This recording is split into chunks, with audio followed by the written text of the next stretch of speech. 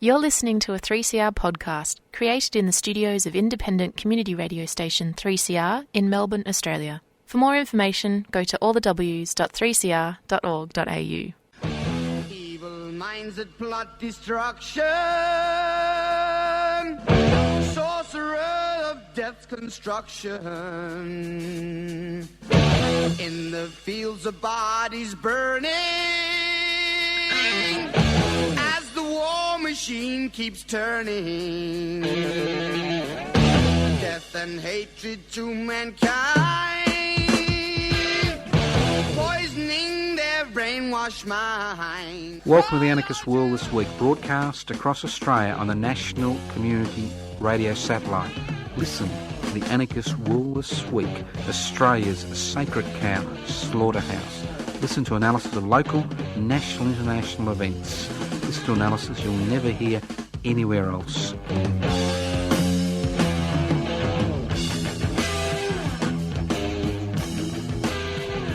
Welcome to the Anarchist World This Week, broadcast across Australia via the Community Radio Network. This program comes to you from the studios of 3CR in Melbourne. My name's Joseph Toscano. The program is podcast.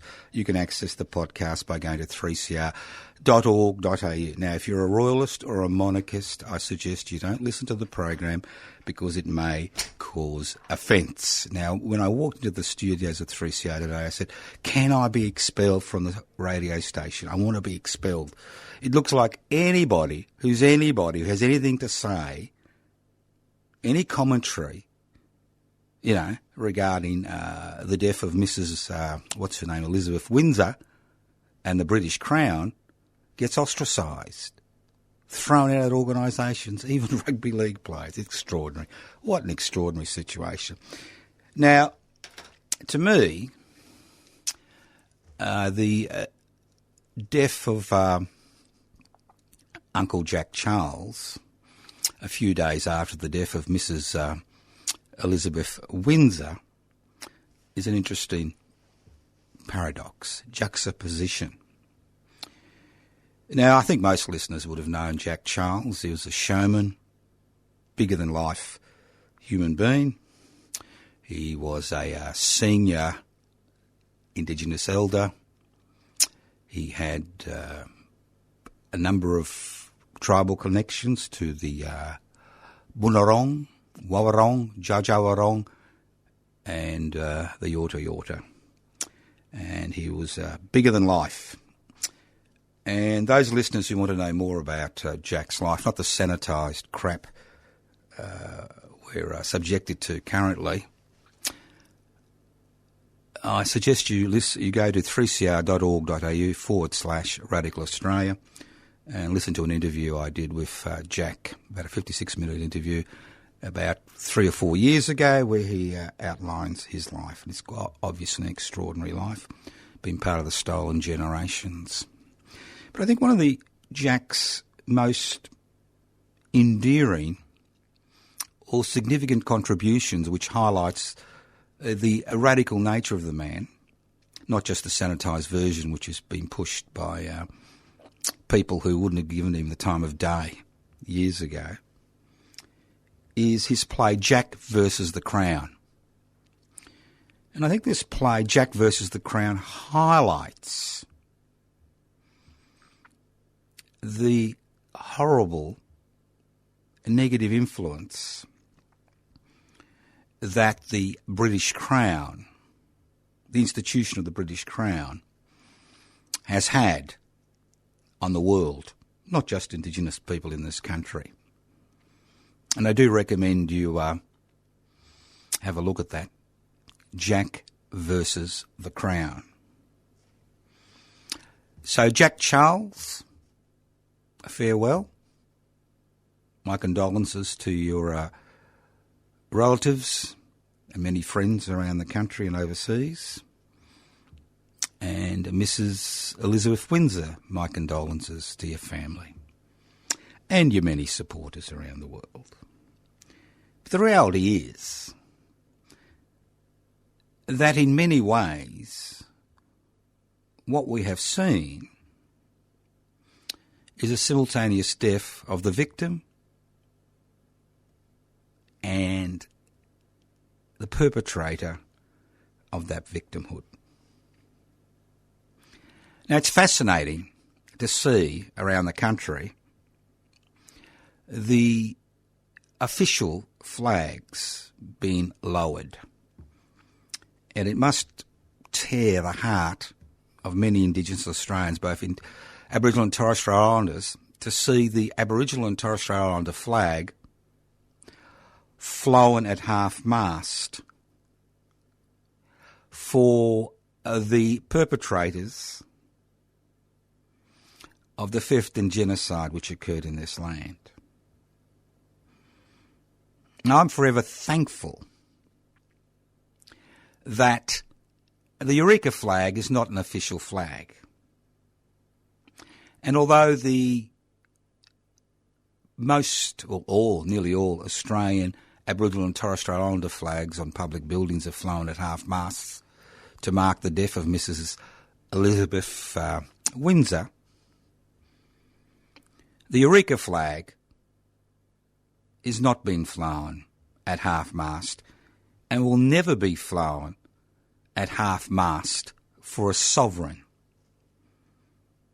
Because the Eureka flag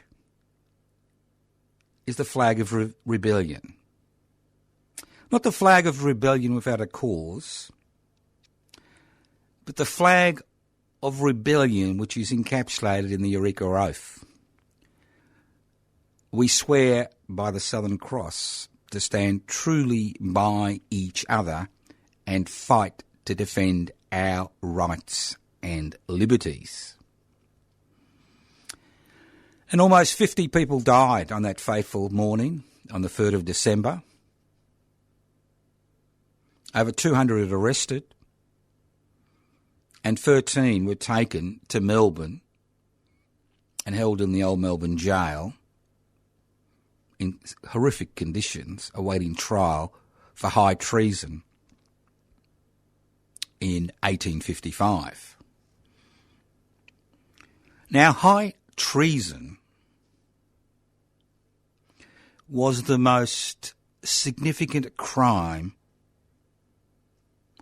on the statute books for people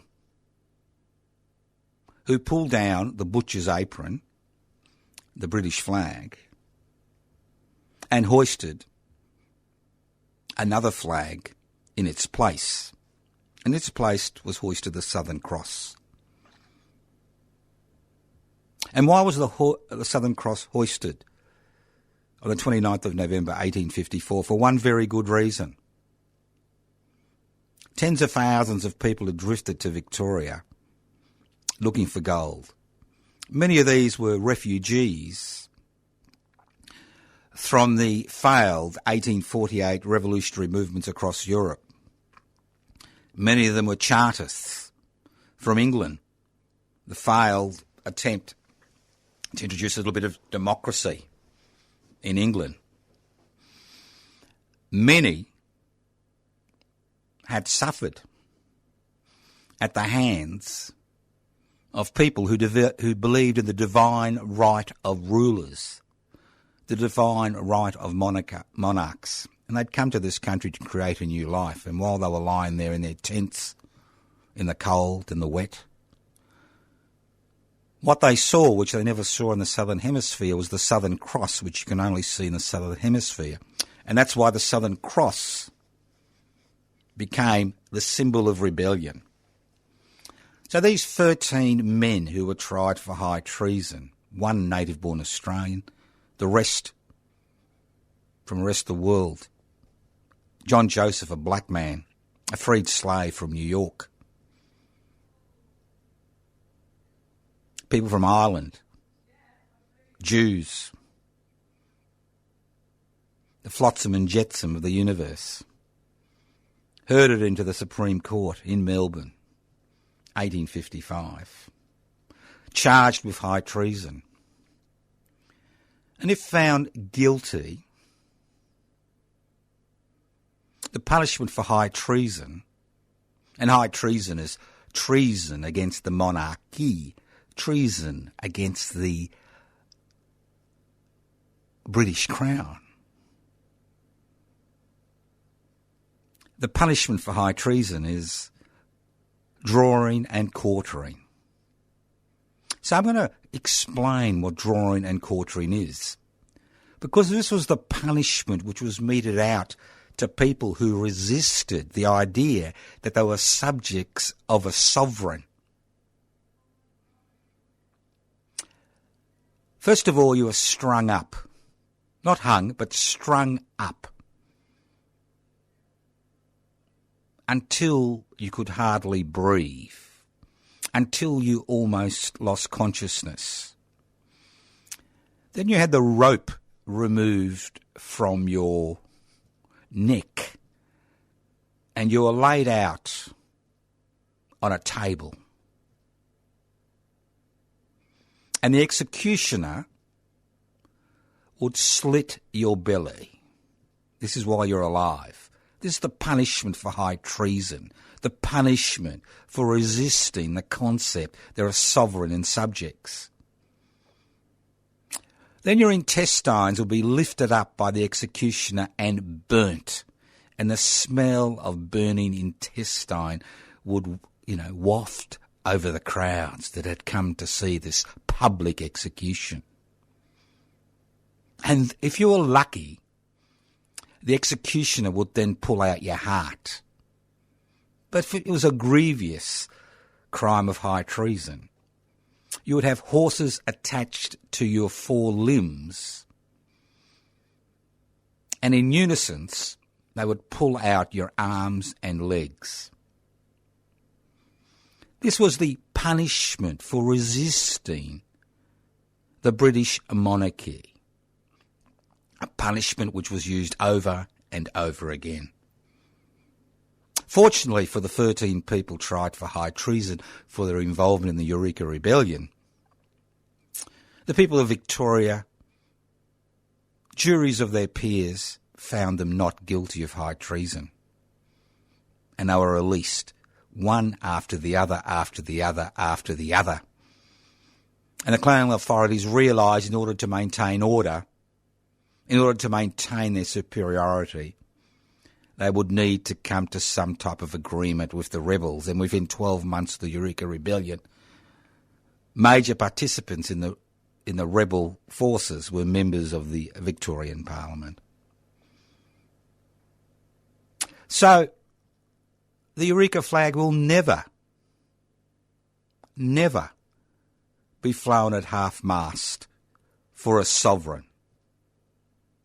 Maybe we see the Australian flag and the Aboriginal flag and the Torres Strait Islander flag, and especially the Torres Strait Islander flag and the Aboriginal flag under protest, flown at a half-mast to mark the death of Mrs. Elizabeth Windsor, the British monarch. But we will never see the Eureka flag flown at half-mast. And if you feel as strongly as I do about the nauseous coverage we've been seeing, I suggest that on the 22nd of September that you wear a Eureka symbol to highlight the fact that you won't be mourning the death of the British monarch.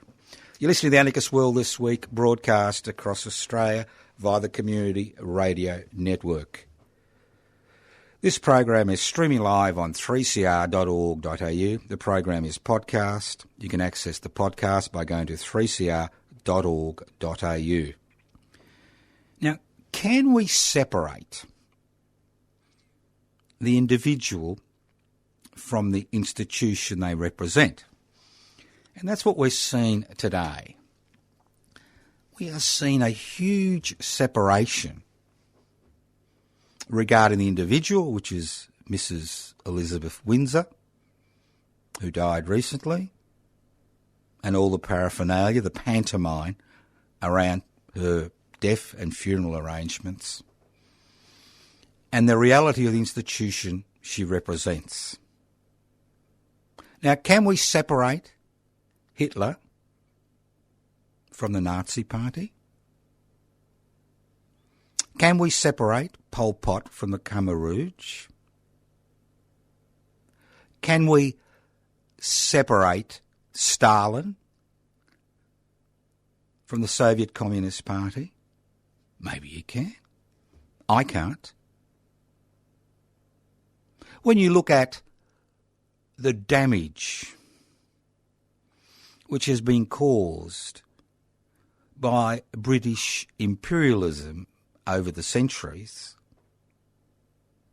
not just in its imperial adventures outside its borders, but the carnage it has caused within its own borders in order to maintain its position of authority as a sovereign. And let's not forget, like all monarchs, the British monarchy was based on the concept of divine rule. Divine rule. Human beings chosen by God who are outside the law of the land.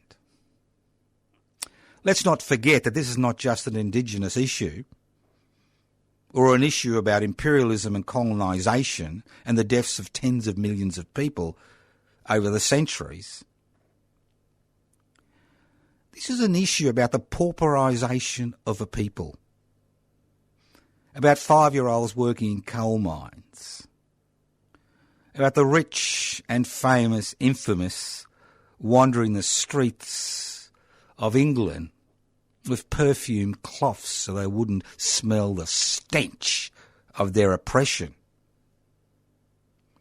This is about the hundreds and thousands of political prisoners who made their way here under the convict system, whether they were Luddites or early trade unionists. This is about the induced poverty that we see and saw and continue to see, not just in the British Isles, but many of the British colonies. This is about the lives of tens of millions of people. And let's not forget that in 2022 we do not find ourselves in the same position today because of the struggles of the past, because of the hundreds of thousands of people who have died struggling against the idea of the divine right of kings, about struggling against being subjects of a sovereign.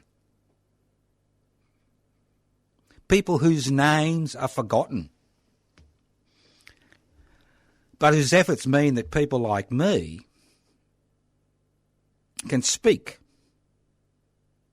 the truth, the inconvenient truth about the British monarchy without being hung, drawn and quartered. Because without their efforts, the monarchy would be just as powerful today as it was 100 years ago. Let's not forget that. Let's not forget that. Because this is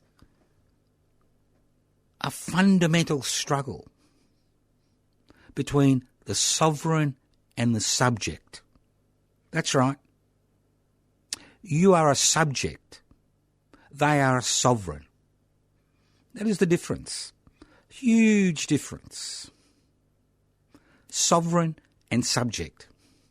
Well, I just like to remind people listening to this program, and I'm sure many of them would feel the same way I feel, that I'm an Australian citizen. I am not a subject of the British Crown, as our parliamentarians want us to believe. And don't tell me to go back to where I came from, because I was bloody born in this country over 70 years ago. And I have made my contributions to this country, more contributions than the British monarchy has ever done. Think about it. Are you a subject to a sovereign? Or are you a citizen with rights and responsibilities?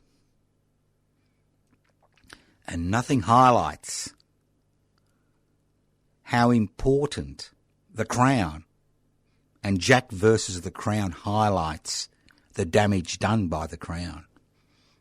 Nothing highlights how the Crown is so influential in Australian politics in 2021 than the current shenanigans by state and federal parliaments regarding the death of Mrs. Elizabeth Windsor. Think about the current shenanigans. Federal Parliament closes down for 2 weeks. State parliaments take a new oath to the new sovereign. The only thing about the new sovereign that I like is that the name he bears, Charles III, is similar to the name that Charles I bore. And you know what happened to Charles I when Cromwell and Parliament made their decision. Beheaded. But the thing is, the important thing is, the continuing influence of the British Crown on an independent Australian people, theoretically. If you are elected by the Australian people at a state or federal level and you refuse to take an oath of allegiance to the British Crown, you cannot take up your seat in Parliament. So the British Crown has more influence as far as our parliamentary representatives are concerned at a state and federal level than the Australian people. Why should I, as an Australian citizen, take an oath of allegiance to the British Crown? Why should I, as an Australian citizen, take an oath of allegiance to the British Crown if I represent the people of a particular electorate at a state or federal level? But we are seeing time and time again people who have no truck with the monarchy having to swear allegiance to the British Crown in order to take up their seat in Parliament as somebody who has been elected by the citizens of that electorate, the citizens of this country. Extraordinary, isn't it? And you look at the courts, the armed forces, you look at the Governor-General and the Governor-Generals in each state. Not only the waste of money and the pomp and ceremony, but the utter hypocrisy of us describing ourselves as an independent people, an independent nation. We are not independent. We never have been and never will be while we swear allegiance, our parliamentary representatives swear allegiance to the British Crown. 22nd of September, a day of national mourning. Now, it's all very well for members of the Federal Parliament and the Victorian State Parliament and state parliaments around the country to be involved in this day of national mourning. They're not going to lose out on their pay. But how about all those independent workers, those independent contractors who are going to have to foreclose a day's pay? And how about all those businesses that are going to have to pay overtime if they wish to open on that particular day? Do you think they're happy about that? This National Day of Mourning? What are we mourning? Are we mourning the death of an individual? Many individuals die every day. Or are we mourning the death of an individual who is the head of an empire? Now, I will be mourning. I will be mourning on the 22nd of September, and I'll tell you why I'll be mourning and how I'll be mourning. I'll be mourning the deaths, the unnecessary deaths of tens of millions of people as a direct consequence of the murders, thefts, rapes, dispossession,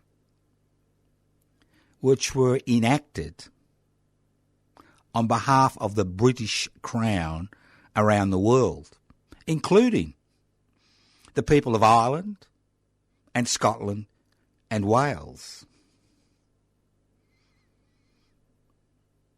I'll be mourning the fact that we are not an independent country, that our parliamentary representatives will still have to swear allegiance to the British Crown in order to take up their parliamentary seats. I'll be mourning the fact that the Australian Broadcasting Corporation has spent so much time and effort and taxpayers' money to promote this British monarchy. It's vomitous, nauseous to turn on the Australian Broadcasting Corporation in its many guises, to see the over-the-top, round-the-clock coverage as if nothing else in this country matters or nothing else in the world matters. What I like about Jack Charles is the fact that for a brief moment, the showman, updeed the Queen. Just for a brief moment. And that's the way it should be. Because look at the pomp and ceremony regarding the funeral arrangements. Now, are these funeral arrangements about Elizabeth Windsor? Or are they about reinforcing the power of the British monarchy? Is this English pantomime we are witnessing, is it about Elizabeth Windsor, or is it about the continuation of the British monarchy? And to me, it's less about Elizabeth Windsor, who I'm sure was a decent human being, but more about the continuation of the institution which has caused so much harm. And obviously the funeral will be followed by the coronation. And when I see the crown, which hopefully I won't, put on the head of the next monarch, I don't see a sparkling crown. And when I see the ceremony, which I won't be watching,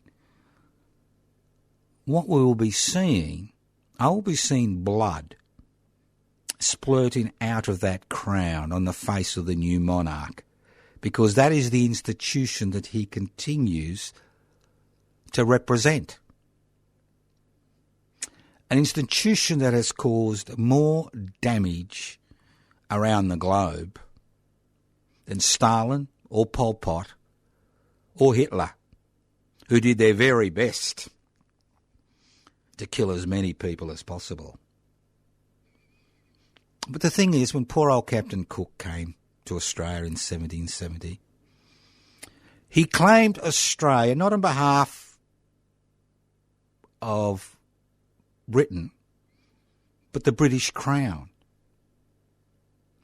And when you look at land which is owned by the state in this country, it's Crown land. And when you look at the courts and who heads the courts, it's the monarch. So let's not continue to rewrite history.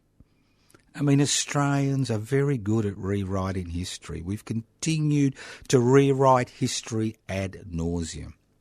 If you're wondering what you're listening to the Anarchist World This Week, broadcast across Australia via the Community Radio Network. My name is Joseph Toscano. I'm hosting today's program.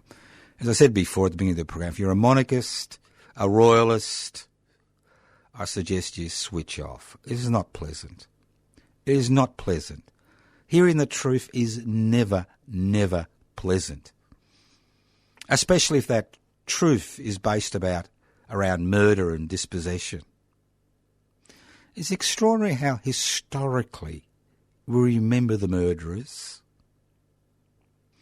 We fawn at their feet. We, bow, scrape, wait for the royal touch. It's fascinating, isn't it, the words that are used for monarchs. But, when I was thinking about this over the last few days, and I have been thinking about this the last few days, I was thinking about a terminology that is used to describe monarchs. Things like royal, highness, majesty. Think about it. These are just human beings. The reason they've been so powerful, I'm not just talking about the British monarchy, but other monarchies, there's the Russian Tsar. The reason they were so powerful is they had a monopoly on the use of force. And they used terror in order to maintain their power. The history of the British monarch or the British crown is a history steeped in blood. When you see the statues of slavers being pulled down, I mean the statues of the major slavers of the British Empire have never been pulled down and continue to stand there. So it's not just a matter of acknowledging the past. It's not just a matter of trying to rewrite history to suit the current ambitions of the flailing British Empire. It's not just a matter of that. It's a matter of actually clearing the air. We need to clear the air. When we have a national broadcaster and commercial networks that are falling over themselves to paint a picture, a rosy, pleasant, polite picture of the excesses of the British Empire, you realise the huge task ahead of us in terms of changing things. Horrendous task. Even I was surprised by the extent, although a friend of mine, Lillian in Brisbane, sent me an SMS. She said, "Look, Joe, I've got my Eureka flag up. I'm going to shut the doors for the next 10 days and turn off everything. It's the only way I can survive." Well, I don't think that's good enough. Irrespective of the consequences, we need to speak out.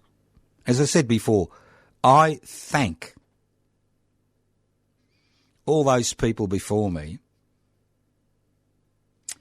who have fought for the right to be citizens, not subjects of a sovereign, for giving me the opportunity to articulate these ideas today on Community Radio 3CR via the Community Radio Network across this country. who were put to death, who had died because they resisted the absolute power which was wielded by the British monarch. It is their sacrifice which gives me the ability to speak publicly without being hung, drawn and quartered. Although many Australians who are speaking out, who are speaking the truth, now find themselves suspended from organisations, media organisations, sporting organisations, ostracised by their fellow human beings for having the audacity to question what is happening in this country today, for having that audacity. I remember 40 years ago, when my late wife and I, Ellen Jose and I, we would sit and refuse to stand for God Save the Queen, and she would say to me, why should I stand for the very institution which destroyed my people? People turn around and titter and look at us as if we were subhuman. Well, it seems that nothing has changed. It seems that raising legitimate concerns about the history of the British monarchy, and more importantly, the continuing hold it has on the Australian imagination and the Australian public, is somehow something to be ashamed of. Well, I'm not ashamed, but I am. I'm not ashamed of that, but I am ashamed. I'm deeply, deeply, deeply ashamed about how this country is dealing with this situation. I am deeply ashamed to see how we, as a nation, have been consumed by this media frenzy. I'm deeply ashamed to see people not understand what is happening around us. So, you do have options. Don't feel intimidated by majority opinion. Do not feel intimidated by the fact that you are unhappy with the current situation. Speak your mind. The government gilded ABC will not be speaking its mind. A few isolated pockets will, but most of it won't. The corporate-owned media will be beating the drum. But unless you stand up and speak your mind, we will continue to face this issue generation after generation. Let's not forget that if we do not express our opinions, there's no point. There's no point to the sacrifices that have been made to give us the ability to express our opinions without being jailed and executed for high treason, because we refuse to be a subject of a monarch, of a sovereign, because we think that we're just as good as these people. Now, I know a lot of people have a soft spot for Queen Elizabeth II, or the late monarch, and I know why. Now, a lot of people say, well, what a wonderful job the monarch did. What a wonderful job. What a stabilising force in an unstable world. Well, let's look at it. Now, I'm sure I could do a better job, and you could do a better job than the next monarch, and even the late monarch. Now, let's look at the lifestyle. And this is what I find extraordinary. You don't have to worry about your food. You got cooks and chefs. You don't have to worry about ironing and washing your clothes. You've got servants, a multitude of servants to look after your interests. You don't have to worry about your children's education.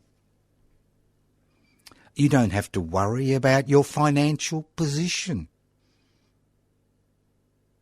You don't have to worry about what's going to happen to you, whether you can afford to have a funeral. You don't have to worry about your dwindling superannuation. You don't even have to worry about dressing yourself. You've got a valet or a dresser or a handmaiden. You don't have to worry about security. You've got the armed forces on your side. You don't have to worry about your children's education. You don't have to worry about paying for travel. You don't even need to have any money or credit cards or, magic, phones to pay for things. You don't have to worry about anything, except people like me, obviously, and you, who say, well, this is unfair. Now, obviously, 90% of listeners to this program could do just as good a job as Elizabeth Windsor or Charles III Windsor at being a monarch if we had all those advantages, and most of them are paid for by the taxpayer.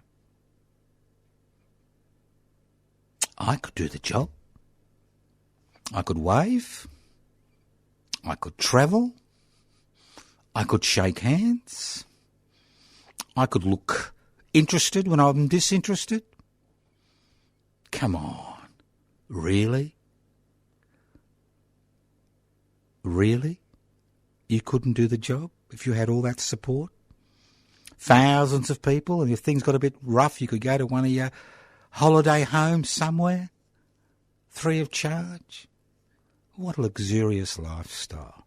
What a luxurious lifestyle. I reckon I could, shake a few hands, go to some concerts, do a bit of travel, stand up in a motorcade and wave. It'd be exhausting, but I reckon I could do it. And I reckon you could do it too, couldn't you? So let's put things in perspective.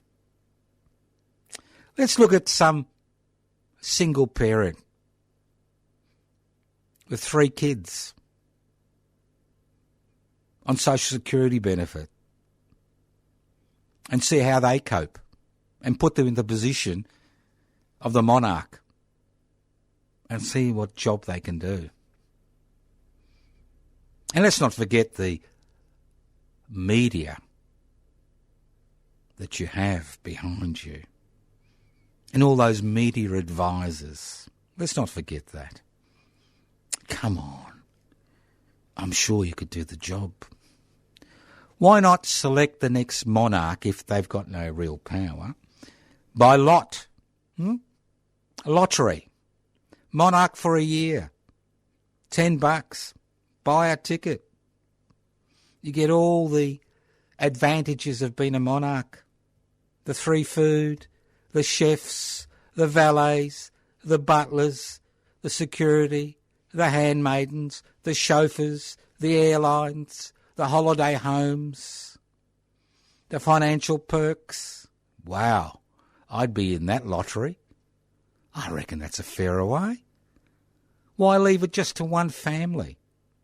Because, they're related by blood to another family, to another family, to another family who are mass murderers and poisoners and executors.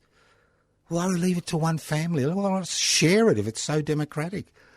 I think that's a great idea, Joe.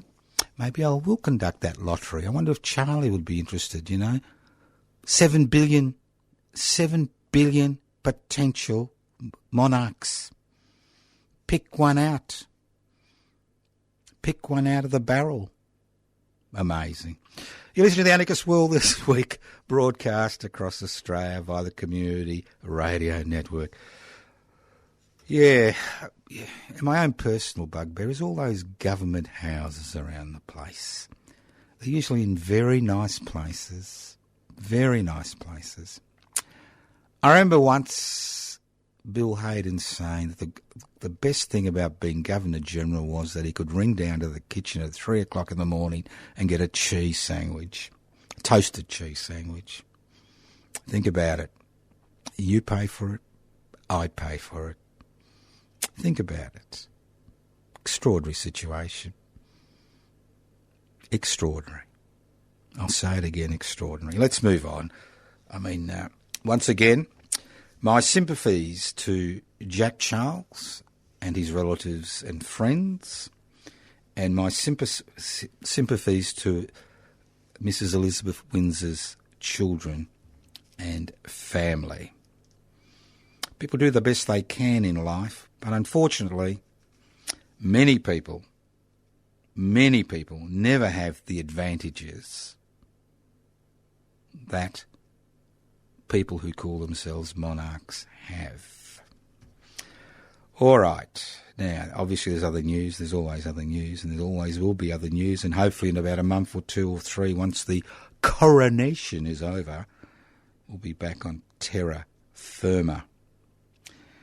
Now, I know most of you would have remembered that September the 11th, on Sunday, was the 21st anniversary of the Twin Towers massacre.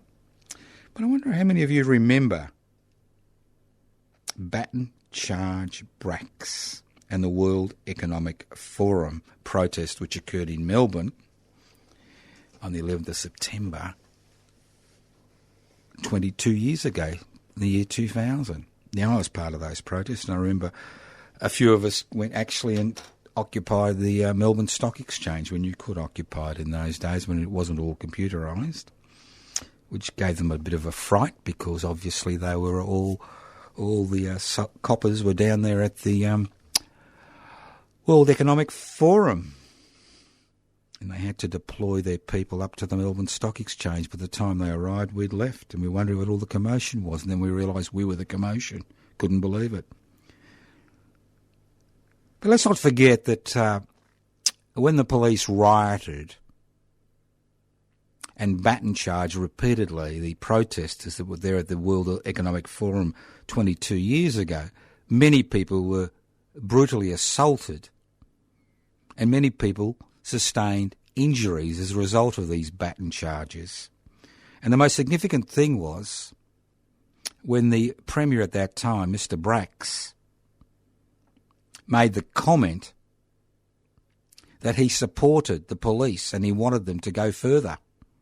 He made the comment that he supported them fully. Unfortunately for Victoria Police and Premier Bracks, the courts had a different opinion. And a number of people, I think it was up to 57, received compensation for injuries they sustained as a result of these illegal Baton charges by Victoria Police. So let's not forget. Now, I understand there's a protest at the Treasury building and by an individual involved in those protests, and he wants to highlight the unfinished business regarding those protests, and he'll be there. So if you find yourself in Melbourne over the next week or two, pop down to the Treasury building and say hello to Duff. He feels quite vehement about this. And this is the type of thing that people forget, don't they? This is the type of thing you forget. You think it's all about pomp and ceremony, but it's not. It's about struggle.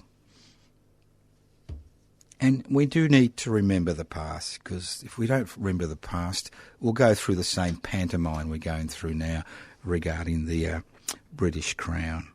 We do need the past. Let's look at the lives of Jack Charles and Elizabeth Windsor. Jack Charles was removed from his mother at the age of 4 months, grew up at the Box Hill Orphanage in Melbourne, pretty tough place. Then spent a lot of time in and out of jails trying to deal with the situation he found himself in. A talented actor, ostracised in the 70s and 80s. It was only in the last few years that he was able to regain his position. A lot of people now think of him as the friendly, humorous Uncle Jack Charles. Well, Uncle Jack Charles had none of the advantages of Queen Elizabeth II. And obviously he didn't have the worldwide reach of Queen Elizabeth II. But he did make a contribution to this society. That's what's important, isn't it, at the end of the day, that you make a contribution. And it's interesting to see how many people who've made a contribution to this society who have been written out of this country's history. I remember the early members of the Melbourne Anarchist Club, which was formed on the 1st of May 1886 in Melbourne, Australia's first anarchist organisation. The only people who supported the Chinese in this country at that particular point in time, understanding the struggle that was occurring in this country, while most other radical activists and trade unionists went the other way, formulating the White Australia policy. Let's not forget, on the 22nd of September, all those people involved in that continuing, ongoing, lifelong, generation after generation struggle to free ourselves from oppression, the oppression of the state, the oppression of the crown, the oppression of religion. Because ultimately, there's no heaven, there's no hell. The only heaven and hell is the heaven and hell on earth. And although we'd like to think there's an afterlife, and somehow we're different to other life forms on the planet, the fact is there's very little evidence to suggest otherwise. So those of you who are involved in the struggle to improve people's lives, to break down hierarchy, to create an egalitarian community, welcome to the club. You're a citizen, not a subject. You do not bow to anybody. You work with your fellow human beings because ultimately you are an independent soul working in conjunction with the people around you to improve your life and the life of those around you. You are not a monarch. You are not a sovereign. You are not a dictator. You are one of the millions and hundreds of millions of people who through the ages have done what they can to break down the power exercised by monarchs and sovereigns and dictators. Thank you for listening to The Anarchist World this week on this special day. Remember, 22nd of September, mourn those who have died in the struggle against inequality. Mourn those people. Use the day to mourn them. And if you live in Australia, wear a Eureka flag, because the Eureka flag will never be flown at half-mast for the death of a sovereign.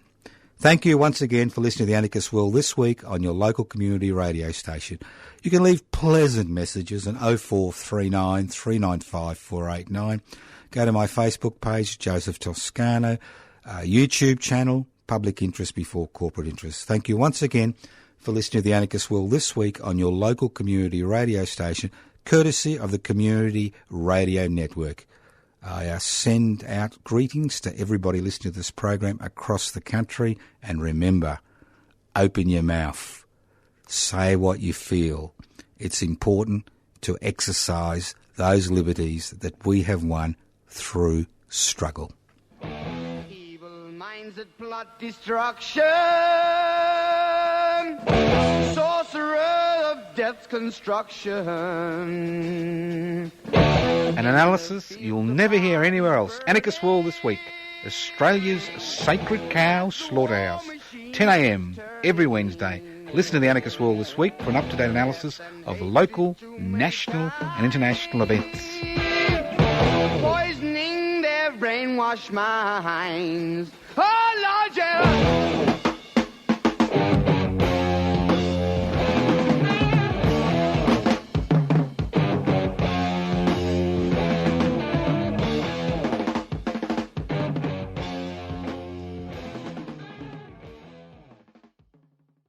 You've been listening to a 3CR podcast produced in the studios of independent community radio station 3CR in Melbourne, Australia.